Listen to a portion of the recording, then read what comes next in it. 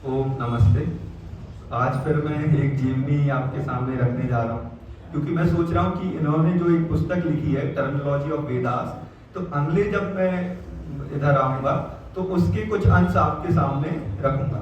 तो इसलिए उनसे पहले, और वो पुस्तक आप सब जानते हैं, लिखी है पंडित गुरुदत्त विद्यार्थी जी ने, तो इनकी एक छोटी सी संक्षिप्त जीवनी आपके बीच रख रहा हूँ। तो इनका जन्म 26 अप्रैल 1864 में अविभाजित भारत में मुल्तान में हुआ था उस समय। और इनके पिताजी का नाम था राधा कृष्ण सरदाना, और इनके दादाजी भागलपुर के नवाब के दूत थे काबुल में, मतलब राजदूत थे काबुल में। और ये क्षत्रिय खत्री परिवार, सरदाना परिवार था इनका। और बचपन से ही दादाजी फारसी में, पिताजी फारसी में पारंगत थे। थोड़े बहुत स्कूल गए तो फारसी तो इन्हें बहुत अच्छे से आने लगी। फिर इनकी रुचियाँ संस्कृत, हिंदी और इंग्लिश, ये तीनों सब्जेक्ट में, भाषाओं में इन्हें अच्छी पकड़ धीरे धीरे हासिल कर ली। बचपन से ही बहुत ज़्यादा मेधावी थे और वैरागी प्रवृत्ति के ऐसे थे कि संसार में जैसे खेल खिलौने इन सब में उनकी रुचि नहीं होती थी ज़्यादा, पुस्तक पढ़ने में ही उनकी ज़्यादा रुचि होती थी। तो जब भी उनको जो भी पुस्तक हाथ में लगती थी तो वो बैठ के उसको पढ़ते थे। तो एक दो दिन, 3-4 दिन में वो पुस्तक उसको फिनिश करना, ये उनका हमेशा टारगेट रहता था। तो और बचपन से ही प्रश्न बहुत पूछते थे किसी भी चीज़ को लेके, और विज्ञान उनका बहुत ज़्यादा रुचिकर विषय था। तो जब विज्ञान थोड़ा बहुत पढ़ते तो ईश्वर पे, इस पे बहुत सारे प्रश्न पूछते थे। तो बचपन से ही लोग इनको समझते थे कि ये थोड़ा नास्तिक प्रवृत्ति का है और ये ईश्वर को नहीं मानता है, ऐसा लोग जानते थे। लेकिन असल में ये था कि वो संशयवादी प्रवृत्ति के थे और वो जानना चाहते कि सच में ईश्वर होता है कि नहीं होता है। और तो जब इन्होंने लाहौर विश्वविद्यालय से एमए किया था तो पूरे पंजाब में, और उस समय पंजाब मतलब आज का पाकिस्तान, अपना पंजाब भारत का, हरियाणा, दिल्ली, इस इतना बड़ा क्षेत्र उसमें आता था, और इस पूरे क्षेत्र में उन्होंने उस समय टॉप किया हुआ था। तो काफ़ी नाम इनका प्रचलित था। और उस समय इनके साथ पढ़ते थे लाला लाजपत राय जी, लाला हंसराज जी, तो ये अच्छे दोस्त भी थे उस समय। अब ये महर्षि दयानंद सरस्वती के विचारों से कैसे संपर्क में आए, जब ये 15-16 साल के थे तो इनको एक पुस्तक मिल गई, ऋग्वेद आदि भाषी भूमिका। वो संस्कृत तो उस समय उनको इतनी ज़्यादा नहीं आती थी, लेकिन उसका हिंदी पढ़ के जब उन्होंने इसमें पढ़ा और ये देखा कि इसमें इन्होंने लिखा है कि वेद सब सत्य विद्याओं का पुस्तक है और वेद ही विज्ञान है, ऐसी ऐसी बातें उसमें लिखी हैं, तो उनको ये लगा कि ये हो सकता, क्योंकि वो हिंदी पढ़ रहे हैं, तो उनको जिज्ञासा हुई कि भाई मैं सच में जानूं कि ये जो लिखा है वो सच है कि नहीं है। तो वो मुल्तान आर्य समाज मंदिर चले गए और उधर के अधिकारियों से बोले कि या तो आप हमारे जो अष्टाध्यायी है, संस्कृत है, वेद है, इन शास्त्रों को पढ़ने के लिए किसी विद्वान को नियुक्त करो या पढ़ने की व्यवस्था करो, वरना मैं समझूंगा कि तुमने जो पुस्तक लिखी है या इस पुस्तक में जो भी ये लिखा है ये सब मिथ्या है, झूठ है। ऐसा उन्होंने उधर के उसमें कहा मंदिर में जाके।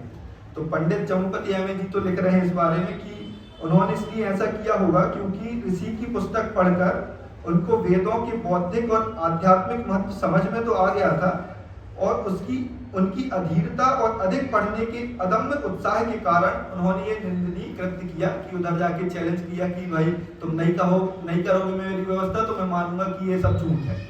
तो ऐसा उनका मानना है।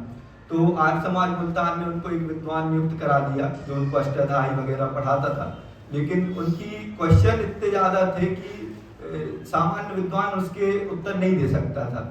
तो बाद में धीरे धीरे जब उन्होंने खुद से स्वाध्याय किया, खुद से ही उनके प्रश्नों के हल उन्होंने ढूंढने चालू कर दिए थे।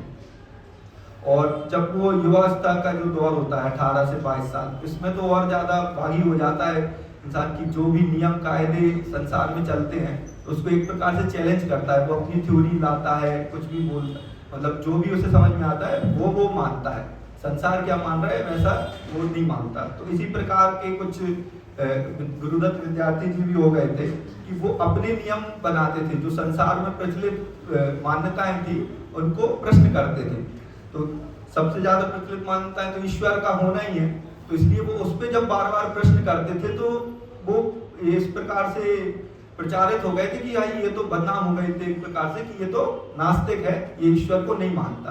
लेकिन जो लोग उनके मित्र थे, जो उनको अच्छे से समझते थे, वो जानते थे कि ये नास्तिक नहीं है, ये संशयवादी है ईश्वर के प्रति, और वो जानना चाहता है कि ईश्वर है तो कैसा है, क्या है, कैसे उसे प्राप्त कर सकते हैं। तो इस प्रकार के प्रश्न उनके मन में आते जाते रहते थे, और ये उनके गहन जिज्ञासु मानसिकता का प्रतीक था। और इन सब के बीच वो आर्य समाजी तो बने हुए थे ना, आर्य समाज का कार्य करना, सब कुछ करना, लेकिन ये प्रश्न उनको हमेशा सामने आके खड़ा रहता था कि सच में है कि नहीं। और जब महर्षि दयानंद सरस्वती बीमार हो गए, उनको जहर दे दिया गया और अजमेर में उनका जब इलाज चल रहा था, तो लाहौर आर्य समाज ने लाला जीवनदास और गुरुदत्त विद्यार्थी जी को उनके देखभाल के लिए भेजा। और ये पहला अवसर था और आखिरी भी हुआ कि जब गुरुदत्त विद्यार्थी जी ऋषि दयानंद सरस्वती जी से मिल रहे थे। और ऐसा लिखा है कि एक भी शब्द का वार्तालाप नहीं हुआ गुरुदत्त विद्यार्थी जी के और महर्षि दयानंद जी के बीच में, लेकिन उस घटना ने उनके पूरे जीवन को, उनकी जो प्रकृति थी उसको पूरा बदल के रख दिया। क्योंकि जब वो देख रहे हैं कि महर्षि दयानंद सरस्वती, उनको एक ही संशय था कि ईश्वर है कि नहीं है, लेकिन जब उन्होंने महर्षि दयानंद सरस्वती जी की वो हालत देखी कि किस प्रकार से शरीर में जगह जगह छाले हो गए हैं, फिर भी निरंतर मुस्कुरा रहे हैं, ईश्वर का धन्यवाद दे रहे हैं, तो उनको ये सोच रहे थे कि ऐसी कोई तो शक्ति होगी जो उनको ये प्रेरणा दे रही है। तो उस घटना के बाद उनका जीवन बदल गया और उनका ये प्रश्न जो था वो हमेशा के लिए दूर हो गया। तो फिर जब उनकी मृत्यु हो गई तो फिर वो वापस लाहौर आ गए अपने घर। जब वह लाहौर लौटे तो जाहिर तौर पर वो एक बदले हुए व्यक्ति थे। उनकी पुरानी तुच्छता, उनकी अधीरता, उनका संशयवाद एक ही पल में दूर हो गया था। और उत्साह तो था उनमें, लेकिन अब गंभीरता आ गई थी। जब महर्षि दयानंद सरस्वती अब चले गए तो साथ ही साथ अब उनका एमए हो गया था, डिग्री उन्होंने 1883 में उनका ग्रेजुएशन हो गया और फिर एमए 1885 में वो कर रहे थे। तो साथ ही साथ जब वो 2 साल का समय था वो और स्वाध्याय करते, शास्त्रों को पढ़ते, इंडियन फिलॉसफीज पढ़ते, वेस्टर्न फिलॉसफीज पढ़ते और साथ ही साथ आर्य समाज का प्रचार का कार्य कर रहे थे। लेकिन उन्हें ऐसा अनुभव होता रहता था कि महर्षि दयानंद सरस्वती का जो कार्य है वो एक गुरुदत्त विद्यार्थी पूर्ण नहीं कर सकता। तो इसके लिए क्या है कि हजारों गुरुदत्त विद्यार्थी चाहिए। तो इसलिए महर्षि दयानंद सरस्वती जी की स्मृति में उन्होंने सोचा कि डीएवी स्कूल की हम वो स्थापना करेंगे, जिसमें महर्षि दयानंद सरस्वती जी ने जो बताया है, पठन पाठन विषय के बारे में जो लिखा है, उस प्रकार से हम बच्चों को पढ़ाएंगे और उनके कार्यों को आगे बढ़ाएंगे।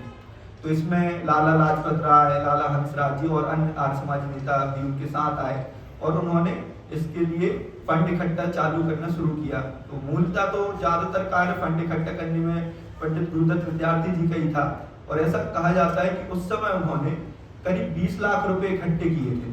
और आज मैं जब मैं जोड़ता हूँ कि वो 20 लाख आज कितने होंगे, तो आज उसका 300 करोड़ रुपए की वो होती है। कम से कम उन्होंने और कुछ ही समय में 1-2 साल के अंदर ही उन्होंने 300 करोड़ रुपए उस डीएवी स्कूल के लिए जोड़े और फिर उसकी स्थापना भी करी, उसको संचालन किया। लेकिन बाद में जब उन्होंने देखा कि यार जो महर्षि दयानंद सरस्वती ने पठन पाठन के बारे में बताया है कि ऐसा होना चाहिए, उन उद्देश्यों को ये स्कूल पूरा नहीं कर पा रहा है, तो पहले तो विरोध किया उसमें कि ऐसा ऐसा होना चाहिए, लेकिन उन्हें लगा कि अब इसमें नहीं हो सकता, तो फिर वो उससे पीछे हट गए, उसको उन्होंने छोड़ दिया। उन्होंने एक बहुत फेमस पुस्तक लिखी थी, टर्मिनोलॉजी ऑफ वेदास, जो उस समय ऑक्सफोर्ड यूनिवर्सिटी में जो संस्कृत का डिग्री का कोर्स चलता था उसमें उसको इंक्लूड करी गई थी। और इसी के साथ उन्होंने उपनिषद के कुछ अंशों की व्याख्या लिखी, वो सब लिखे। तो 1896 में जब वर्ल्ड रिलीजियस कॉन्फ्रेंस हो रही थी तो उनके वो पत्र और व्याख्याएं उधर भेजी गई। तो अमेरिकन पब्लिशर्स ने उन सबको अपनी पुस्तकों में, अपनी बुक्स में, मैगजीन्स में छापा हुआ था उस समय का। और एक उनको जो पंडित की उपाधि मिली, मैं कुछ दिन पहले ट्विटर चला रहा था तो उसमें लोग बोल रहे थे कि आर्य समाज लोग बोलते हैं कि भाई वर्ण कर्म से होता है, जन्म से नहीं होता, लेकिन आर्य समाज कोई ऐसा विद्वान पैदा नहीं कर पाया जो बहुत अच्छा विद्वान हो और वो जन्म से ब्राह्मण ना हुआ हो, चाहे महर्षि दयानंद सरस्वती हो, पंडित लेखराम हो, उसमें पंडित गुरुदत्त विद्यार्थी का भी नाम उन्हें ऐसा लगा, क्योंकि आर्य समाज ने इतना उत्कृष्ट विद्वान पैदा कर दिया कि उन्हें ऐसा लगा कि ये भी जन्म से ही ब्राह्मण रहा होगा। लेकिन क्या है कि पंडित गुरुदत्त विद्यार्थी बहुत घंटों तक संस्कृत में बोलते थे, उनका बहुत अच्छी पकड़ थी, तो लोग उन्हें पंडित के रूप में बोलते थे। पंडित की उपाधि लोगों ने दी, लेकिन उन्होंने अपने आप को विद्यार्थी की उपाधि दी, क्योंकि वो चाहते थे कि मैं हर समय सीख रहा हूँ और वो हमेशा सीखते रहे। हाँ, और 26 वर्ष की उम्र थी जब वो इधर से उन्होंने देह त्याग कर दिया, और 26 वर्ष की उम्र में ही हर वर्ग का लोग के व्यक्ति उनसे बहुत ज्यादा प्रभावित थे, चाहे छोटा हो, बड़ा हो, बूढ़ा हो, सब। और अब एक बात आती है कि महर्षि दयानंद सरस्वती की जीवनी लिखने की जब बात आई, तो लोगों ने उनसे आग्रह किया कि आप महर्षि दयानंद सरस्वती की जीवनी लिखो। तो फिर उन्होंने उसका जब प्रारंभ किया लिखना, तो वो इतने उसमें वो हो गए मशगूल, या कहें कि उनको जब भी जैसे पता चलता है कि यार महर्षि दयानंद सरस्वती इस स्थान पे गए थे, इस अमुक व्यक्ति से मिले थे, तो वो बिना सोचे तुरंत उधर निकल पड़ते उससे मिलने के लिए इससे। और उस प्रकार से क्या बचपन में उनकी हेल्थ वगैरह सब अच्छी थी, व्यायाम करते थे, प्राणायाम करते थे, लेकिन जब ये इतना सारा कार्य करने के चक्कर में उन्होंने ये सब छोड़ दिया, और एक प्रकार से धुन सवार हो गई उन्हें प्रचार कार्य की। और धुन ऐसी थी कि भाई 5 नियम इस तरह टांग लिए, 5 नियम पीछे टांग लिए और घूम रहे हैं, आर्य समाज का प्रचार कर रहे हैं, इस प्रकार की धुन उनमें आ गई थी उस समय।